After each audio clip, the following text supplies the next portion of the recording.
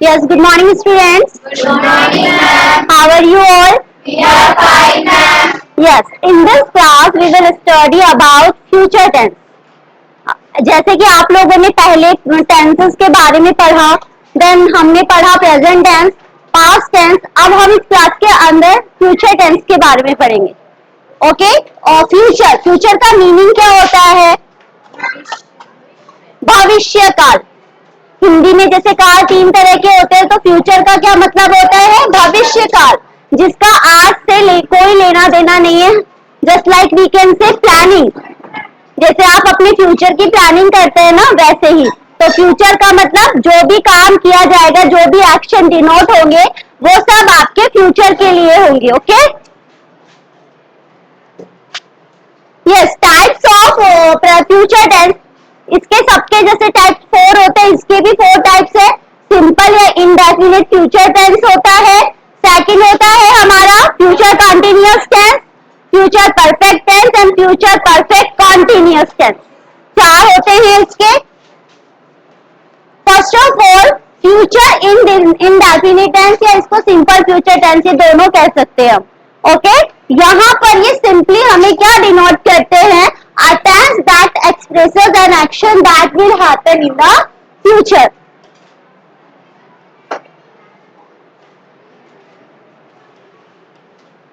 ठीक है, जो भी काम होगा वो कब होगा? फ्यूचर के अंदर होगा. ठीक है, इसलिए इसको कौन से टेंस के नाम से जाना जाता है? as known as future tense. Future simple tense is a tense that expresses an action that will take place in the future. One fact to remember is that simple future tense action begin and end in the future tense. यहाँ पर जो भी काम आप करेंगे future में ही करेंगे और फ्यूचर में ही उसका एंड होगा. उसका पास्ट और प्रेजेंट से कोई रिलेशन नहीं है.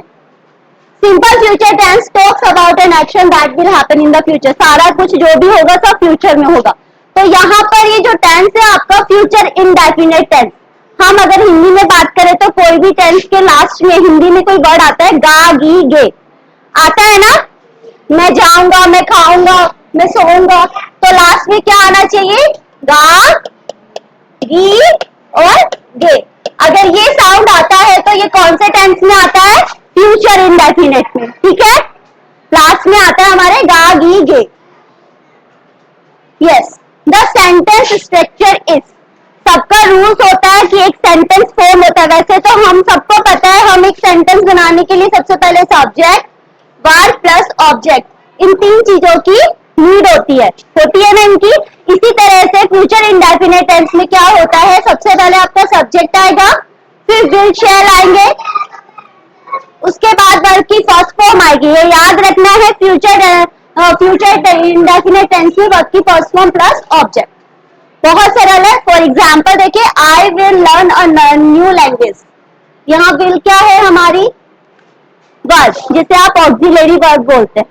यहाँ पर आपकी ऑक्सिलरी वर्ब कौन सी यूज होगी? विल शैल. अब विल शैल का यूजेस भी आपको पता होना चाहिए. ये जो हमारा विल है, वैसे तो आजकल इसको सबके साथ यूज करते हैं. ये सबके साथ यूज होने लगा है. कोई भी सब्जेक्ट हो, कोई भी प्रोनाउन हो, कोई भी सब्जेक्ट हो, सबके साथ यूज होता है. लेकिन जो शैल है उसका क्या होता है? उसका रूल्स होता है. जो शैल होता है हमारा, ये हमारे फर्स्ट पर्सन के साथ, जैसे आई और वी के साथ यूज होता है. एज यू नो, ये हमारा इन दोनों के साथ यूज होता है. ओके? और जैसे I will start my studies, लेकिन आजकल जो विल का है यूज सभी के साथ होने लग गया. If you use will with the I और we, so it will be no wrong. Okay? Now future indefinite tense. अभी तो आपने समझा था सिर्फ अफर्मेटिव सेंटेंस को कैसे बनाते हैं. सब्जेक्ट चाहिए, विल शैल अफर्मेटिव वर्ब, जो विल और शैल चाहिए ऑक्सिलरी वर्ब होती है, प्लस हमें क्या चाहिए? वर्ब की फर्स्ट फॉर्म प्लस ऑब्जेक्ट. अब हमें नेगेटिव बनाना है. If you want to make negative, ये तो इसकी हेल्पिंग वर्ब है और ये इसमें वर्ब की फर्स्ट फॉर्म यूज होती है. तो यहाँ पर आप देखेंगे अफर्मेटिव में मैंने अभी समझाया था, subject, shall, will, first form of verb और ऑब्जेक्ट. ऑब्जेक्ट के अलावा भी कई बार डायरेक्ट इनडायरेक्ट ऑब्जेक्ट होते हैं या कोई कॉम्प्लीमेंट्री होती है तो आगे का रेस्ट ऑफ द सेंटेंस आ जाता है। उसके बाद नेगेटिव सेंटेंस कैसे बनाएंगे, इसका सेंटेंस अभी मैंने एग्जांपल समझाया था कि आपने लिखा था, इसके हम एक्सरसाइजेस कर लेंगे। एग्जांपल्स नेगेटिव है, नेगेटिव में क्या होता है, सबसे पहले हमारा सब्जेक्ट आता है, हमारी ऑक्सिलरी वर्ब आती है जो शैल विल है, उसके बाद नोट आता है। वैसे अगर आप सिंपली याद भी रखो तो note always take third position, always come after auxiliary verb. जो भी आपकी हेल्पिंग वर्ब यूज होती है हमेशा नोट उसके बाद आता है। Okay, then first form of verb and object, then question mark. Okay, ये आपका नेगेटिव है। फिर इंटरोगेटिव, इंटरोगेटिव में क्या होता है, सबसे पहले आप शैल विल को ले आते हो, मतलब अपनी ऑक्सिलरी वर्ब या हेल्पिंग वर्ब को ले आते हो। देन आफ्टर सब्जेक्ट आता है, वो फर्स्ट फॉर्म ऑफ वर्ब आती है, देन ऑब्जेक्ट, और सबसे इंपॉर्टेंट थिंग ये हमारा क्वेश्चन मार्क, ये हमेशा होना चाहिए। तो हम जैसे अभी एक इनके एग्जांपल्स करते हैं, एग्जांपल्स कर लेते हैं।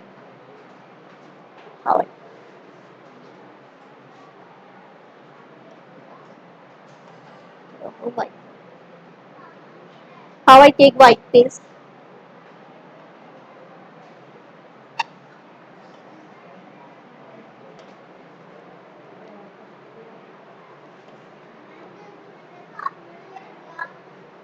ओके, एग्जाम्पल करते हैं। जैसे इसका फर्स्ट वाला जो था हमारा अफर्मेटिव, तो कोई भी सब्जेक्ट आप यहाँ लिख सकते हो, like she will read this chapter, तो दिस लेसन लिख सकते हैं। ये आपका हो गया अफर्मेटिव का एग्जाम्पल। अब इसको आपको नेगेटिव में चेंज करना है, तो लिख लिया हमने शी, हमारी क्या होती है हेल्पिंग वर्ब विल, उसके बाद आपका आ जाएगा not read this lesson, full stop. अब आपको इसको इंटरोगेटिव बनाना है, आपको इसको इंटरोगेटिव कैसे बनाएंगे, सबसे पहले आपकी हेल्पिंग वर्ब आ जाएगी, तो आ जाएगी विल। विल यहाँ पर कोई और एग्जांपल ले सकते हैं, हम ही लिख लेते हैं, will he go to the market, और लास्ट में हमारा क्या आ गया, क्वेश्चन मार्क। अब इन दोनों को भी बना सकते हैं आप इंटरोगेटिव एंड नेगेटिव सेंटेंस। इसको कैसे बनाएंगे हम, सबसे पहले क्या बोल रहा है, ये इंटरोगेटिव होना चाहिए, तो इंटरोगेटिव के लिए क्या होता है, सबसे पहले आपका आ जाएगा विल, आ गया, फिर आपका आ जाएगा सब्जेक्ट, ही आ गया, उसके बाद क्या है नेगेटिव, नेगेटिव लिखेंगे, then rest of the sentence, sorry verb आएगी, उसके बाद गो टू द मार्केट। ये आपका हो गया इंटरोगेटिव नेगेटिव सेंटेंस। ओके, तो जो भी आप प्लानिंग फ्यूचर के लिए करते हो वो आपका होता है we are talking about tomorrow, कल की बात होती है। ठीक है, फ्यूचर टेंस में किसकी बात होती है, कल की बात होती है। Now future continuous tense।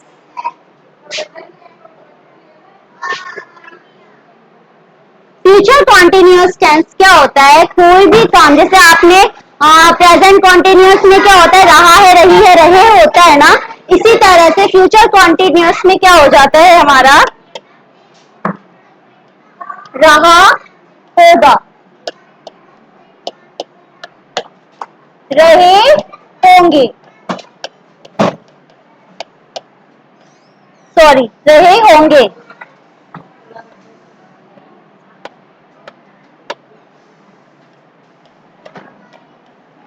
Then after रही होगी। ओके, ये इसकी पहचान होती है। जैसे आपने बोला रोहन सो रहा होगा, रोहन विल बी स्लीपिंग, यहाँ पर आप प्रिडिक्शन करते हो, भविष्यवाणी करते हो, जिसको आप बोलते हो ना भविष्यवाणी करना, प्रिडिक्शन करना, वो आपका होता है फ्यूचर कॉन्टिन्यूअस टेंस के अंदर, कि आप जस्ट बताते हो कि इस टाइम पे वो पर्सन ये काम कर रहा होगा। कोई आपसे कहता है कि मैं कल आपसे 2 बजे मिलूंगा, लेकिन 2 बजे आपकी क्या है, कोचिंग क्लासेस हैं, तो आप क्या बोलोगे, 2 बजे मेरी कोचिंग क्लासेस चल रही होंगी। ओके, कल की बात हो रही है, मीटिंग हो रही है कि कल हम इतनी बजे मिलेंगे, लेकिन आप क्या बता रहे हो उसको, कल 2 बजे तो मेरी कोचिंग क्लासेस चल रही होंगी। तो रहा होंगे, रही होंगे किसमें आता है, फ्यूचर कॉन्टिन्यूअस टेंस में। तो ये है future continuous tense, denoted an action that will happen continuously in the future. लगातार फ्यूचर में चलता रहता है वो काम। ठीक है, इसका स्ट्रक्चर आप इससे समझेंगे।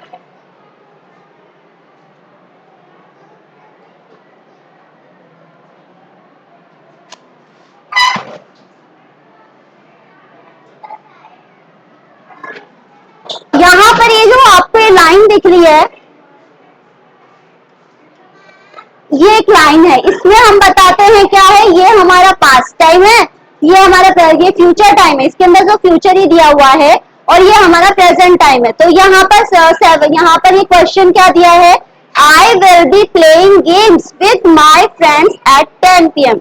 मैं मेरे फ्रेंड्स के साथ कब कितने बजे से खेल रहा हूँगा, 10 बजे खेल रहा होगा। तो वो आपको क्या है, यहाँ पर जो एक्शन है आपका, the action of playing games will be happening here. The focus is on the continuity of the action at this specific point. We don't here focus on the when the action will start or finish. We just focus on the continuity. हम ये नहीं देखते हैं कि कब खत्म होगा, हमें देखना है कितनी देर तक वो वक्त चल रहा है। यहाँ पर एक प्रेजेंट में भी मैं 7 बजे कह रहे हैं कि मेरा गेम 7 बजे शुरू हुआ था, लेकिन कितनी बजे तक खेल रहे थे तुम, 10 बजे तक खेल रहे होंगे। तो यहाँ पर स्टार्टिंग टाइम तो आपको दे दिया जाता है, लेकिन वो फ्यूचर में कब खत्म होगा वो आपको डिनोट नहीं किया जाता है। ओके, अब है ये आपका सब रूल कि किस तरह से सेंटेंस स्ट्रक्चर होता है। इसके अंदर भी आपको सबसे पहले क्या लगाना है, सब्जेक्ट, देन विल शैल। इसमें क्या याद रखना है, इसके अंदर बी ऐड होता है, कॉन्टिन्यूअस में बी ऐड हो जाता है, और वर्ब के साथ वर्ब की फर्स्ट फॉर्म के साथ आईएनजी लग जाता है और ऑब्जेक्ट आ जाता है। ठीक है, क्या होता है, सबसे पहले सब्जेक्ट आएगा, देन आपका विल शैल आएगा, उसके बाद जो मोस्ट इंपॉर्टेंट थिंग है बी।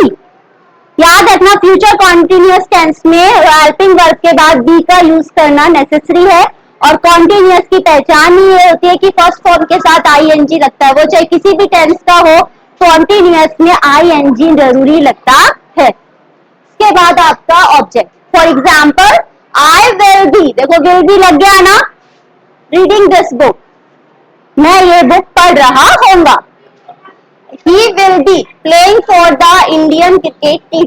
वो इंडियन क्रिकेट टीम के लिए खेल रहा होगा। ये सब फ्यूचर की बातें हो रही। अब ये आपका आ गया कि हम किस तरह से अफर्मेटिव बनाते हैं, नेगेटिव बनाते हैं, इंटरोगेटिव बनाते हैं। तो यहाँ पर देखिए,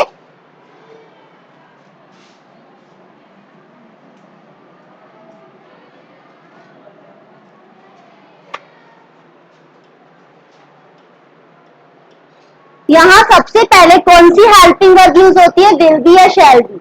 आपको याद रखना है फ्यूचर कॉन्टिन्यूअस टेंस में विल बी या शैल बी यूज किया जाता है। उसके बाद first form verb with ING, first form के साथ आईएनजी लगता है कॉन्टिन्यूअस में, फ्यूचर कॉन्टिन्यूअस में। ओके, सबसे पहले है अफर्मेटिव, कैसे होगा, सब्जेक्ट विल बी या shall be, first form of verb with ING plus object. जैसे फॉर एग्जाम्पल दे हमारा सब्जेक्ट हो गया, विल बी होगी हमारी हेल्पिंग वर्ब, कटिंग हो गई हमारी वर्ब की फर्स्ट फॉर्म, इसके साथ आईएनजी है, the row with the knife ये हमारा हो गया ऑब्जेक्ट, और लास्ट में हमने फुल स्टॉप लगाया। ओके, इसके बाद नेगेटिव स्टेटमेंट है, नेगेटिव स्टेटमेंट में वही हो जाएगा, मैंने आपको बताया था सब्जेक्ट है, फिर विल शैल है, फिर हेल्पिंग वर्ब के बाद नोट आता है, तो बी से पहले नोट लगाएंगे तो नोट बी, इस तरह से हो जाएगा। ठीक है, क्योंकि नोट हमेशा थर्ड नंबर पे आता है, ये भी आपको पता है, और आफ्टर हेल्पिंग वर्ब आता है, ये भी पता होना चाहिए। फिर first form of verb with ING plus object, ये आपका रूल्स होता है। फॉर एग्जाम्पल जैसे it will not be raining, बारिश नहीं हो रही होगी। ठीक है, नाउ इंटेरोगेटिव, इंटेरोगेटिव में क्या होता है, सबसे पहले हेल्पिंग वर्ब आ गई हमारी विल शैल, देन सब्जेक्ट आ गया, फिर बी आ गया, फिर first form of verbs with ING then object, then question mark. यहाँ गलत है, फुल स्टॉप नहीं आएगा, क्वेश्चन मार्क आएगा। तो यहाँ पर shall we be lending rupees, क्या हम उनको वो रुपए उधार दे रहे होंगे। इसके अलावा आपका एक और होता है इंटेरोगेटिव एंड नेगेटिव, उसको भी आप कर लेंगे।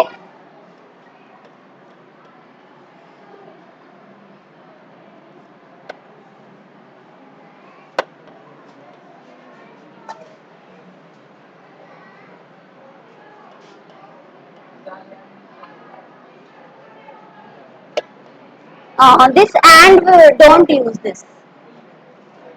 ओके, नाउ इसमें क्या होता है, सबसे पहले हमारा लग जाएगा will shall, now subject, then not be plus verb की first form plus ING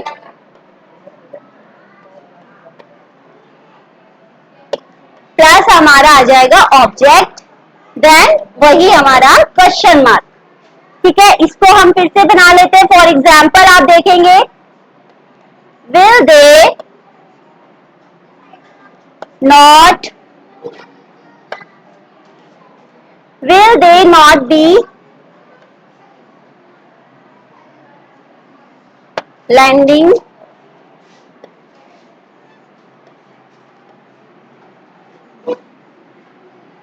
rupees? Okay, have you done this? This rupees spelling is wrong.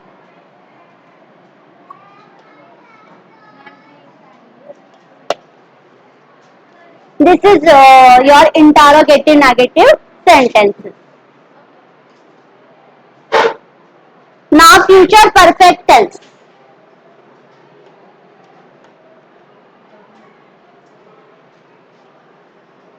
Future perfect tense is like your present perfect tense. Present perfect tense के अंदर क्या होता है, कोई काम आपका past में शुरू होता है लेकिन प्रेजेंट में भी चलता रहता है, ओवर नहीं होता है। तो यहाँ पर भी आपका यह फ्यूचर परफेक्ट टेंस क्या होता है, future perfect tense talks about action that will happen in the future. बात तो यही है कि फ्यूचर टेंस के किसी भी टेंस की जब आप बात करते हो तो वो क्या होता है, फ्यूचर में ही होता है। ये तो हमें पता है कि वो फ्यूचर में ही होना है, लेकिन क्या होता है, जैसे has a connection with the past event, लेकिन उसका पास्ट इवेंट से कोई ना कोई कनेक्शन होता है। कैसे होता है वो देखिए, ये आपका पास्ट है, प्रेजेंट, फ्यूचर। ठीक है, आपने कोई काम क्या हो रहा है कि जैसे कि आप यहाँ पर एक इमेजिनेशन प्रिडिक्शन क्या कर रहे हो कि आपका टाइमिंग है, आपकी बस 10 बजे जाने वाली है और आपको पता है आपकी बस 10 बजे रवाना होने वाली हो चुकी होगी, लेकिन आप घर से कितनी बजे निकल रहे हो, 11 बजे निकलो, 10 बजे ही निकल रहे हो, तो आपको पता है डेफिनेटली आपकी ट्रेन क्या होगी, छूट जाएगी, छूट जाएगी। तो यहाँ पर कोई काम जो होता है बहुत समय से हो रहा है, लेकिन आप क्या कर रहे हो, उसके लिए डिले करो। जैसे आप कह रहे हो आपको घर जाना है क्योंकि 2-3 घंटे से आपका फ्रेंड आपका वेट कर रहा होगा,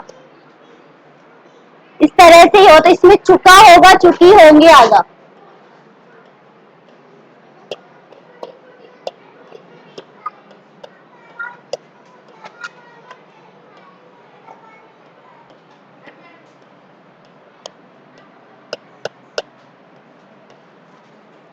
ओके, ये आपका फ्यूचर परफेक्ट टेंस है। देखो यहां पर देखिए,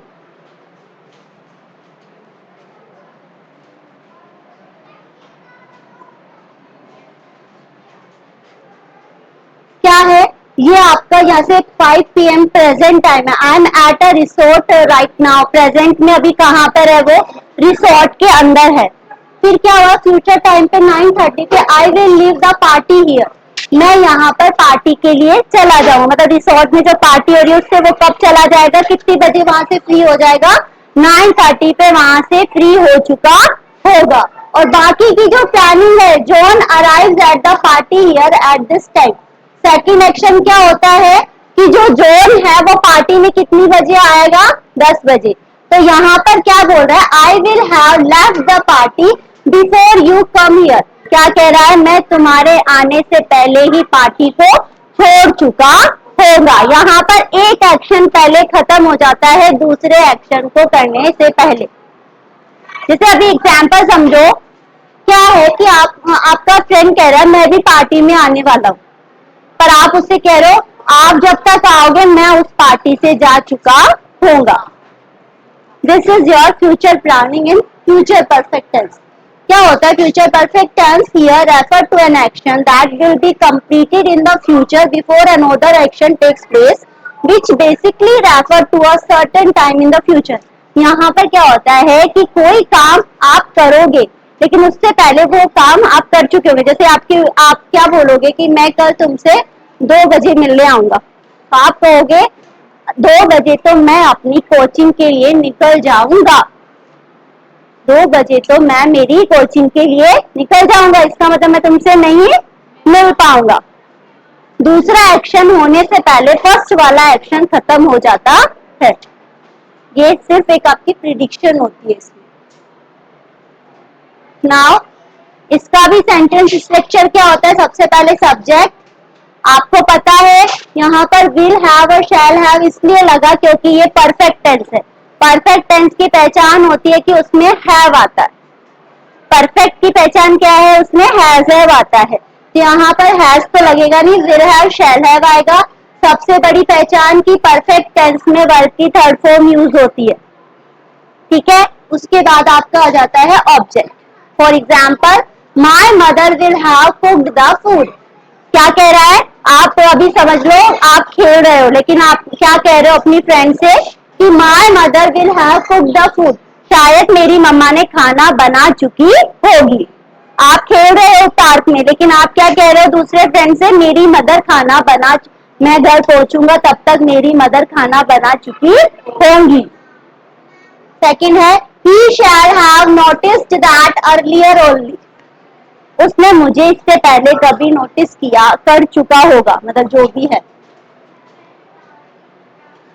ना वही है। यहाँ पर किस तरह नेगेटिव बनेगा, इंटारोगेटिव बनेगा और अफर्मेटिव बनेगा। हेल्पिंग वर्ब सबको पता है, विल हैव और शैल हैव आती है। फ्यूचर टेंस में हमेशा कौन सी आती है, विल हैव और शैल हैव, ठीक है। और वर्ब की थर्ड फॉर्म यूज होती है, याद रखना परफेक्ट टेंस कोई सा भी हो, प्रेजेंट का, पास्ट का, फ्यूचर का, वर्ब की थर्ड फॉर्म आती है। तो अफर्मेटिव मैंने अभी आपको बताया था। हम नेगेटिव की बात करते हैं। सबसे पहले सब्जेक्ट आया, विल और शैल क्या है आपकी हेल्पिंग वर्ब, उसके जस्ट बाद आपने नॉट और नॉट के साथ हैव लगा दिया, वर्ब की थर्ड फॉर्म आ गई और ऑब्जेक्ट आ गया। फॉर एग्जाम्पल जैसे यू विल हैव, यहाँ पर आएगा यू विल नॉट, यहाँ पर नॉट मेंशन नहीं है, आप नॉट लगा लेना, you will not have completed your work, okay. फिर इस तरह से इंटारोगेटिव है, विल और शैल लग जाएगा, सब्जेक्ट हैव, वर्ब की third form object. Will the boy have garlanded the respectable guests, जो भी रिस्पेक्टेबल्स थे उनको मालाएं पहनाई, देन क्वेश्चन मार्क। अब इसके बाद आपका कौन सा रह जाता है, इंटारोगेटिव नेगेटिव सेंटेंस, उसको भी आप सेल्फ लिखेंगे, क्या होता है उसके अंदर,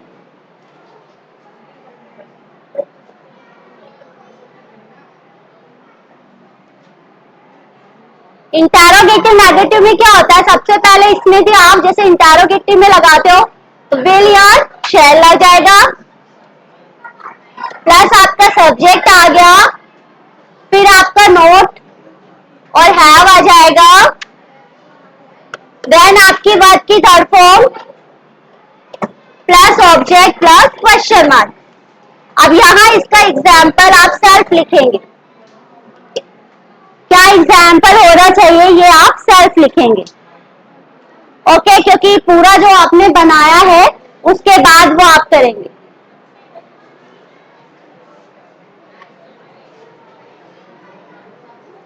ठीक है, इसके अकॉर्डिंग आप इसका एक एग्जाम्पल बनेगा वो सेल्फ बनाएंगे, ओके।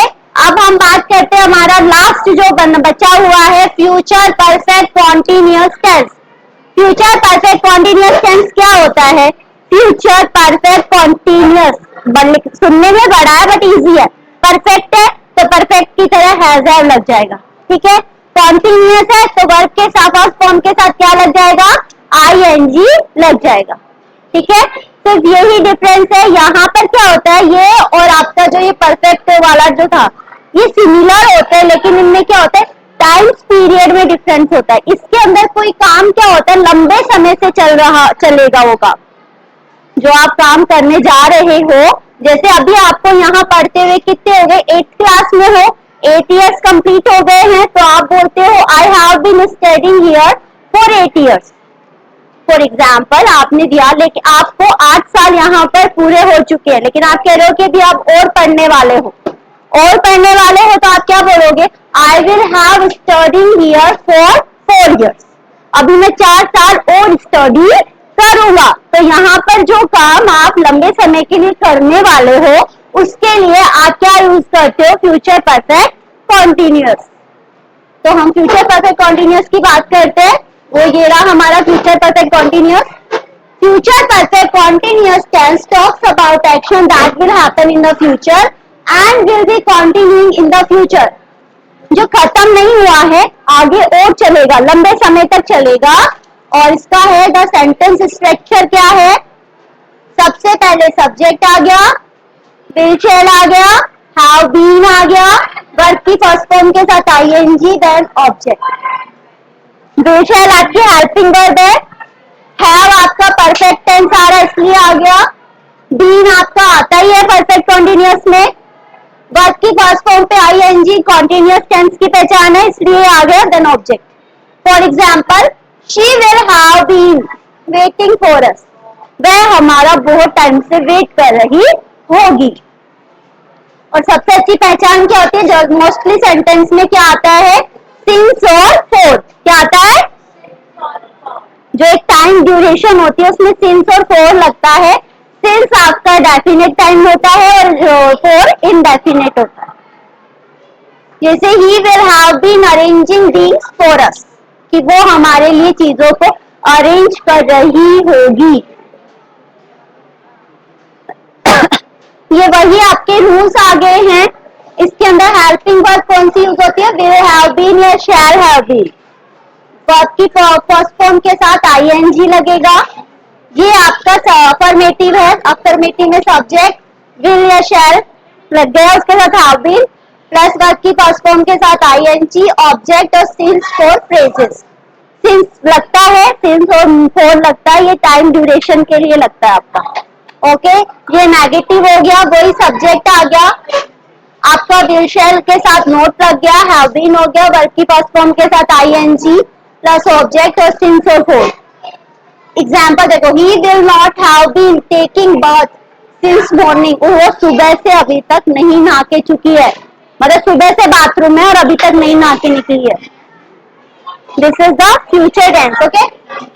इंटेरोगेटिव है, इंटेरोगेटिव में विल शैल फर्स्ट नंबर पे आ गए हैं आपके, उसके बाद आपकी सब्जेक्ट हैव बीन, आईएनजी और ऑब्जेक्ट सिंस फॉर फ्रेजेस।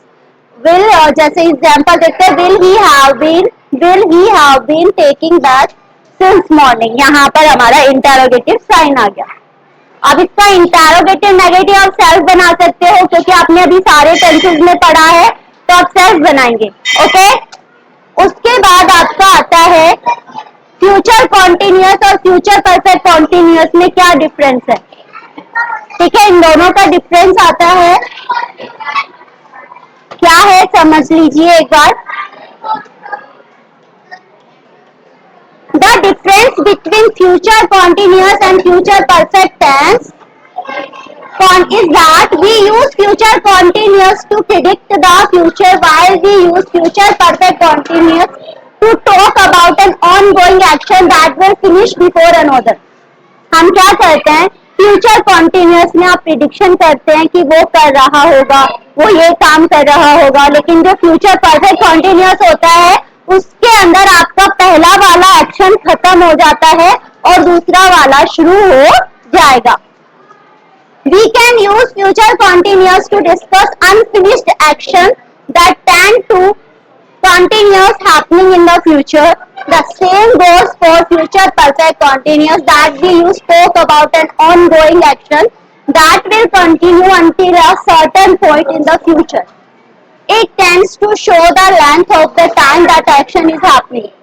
क्या होता है, इसके अंदर जो काम होता है वो बहुत एक लंबे समय से ड्यूरेशन होती है, लॉन्ग पीरियड होता है, और उसके अंदर ऐसा कोई निश्चित नहीं होता है। बाकी एक एग्जाम्पल है, जैसे हम ये तो हमारा हो गया, किसका एग्जाम्पल हो गया हमारा, ये फ्यूचर कॉन्टिन्यूअस टेंस।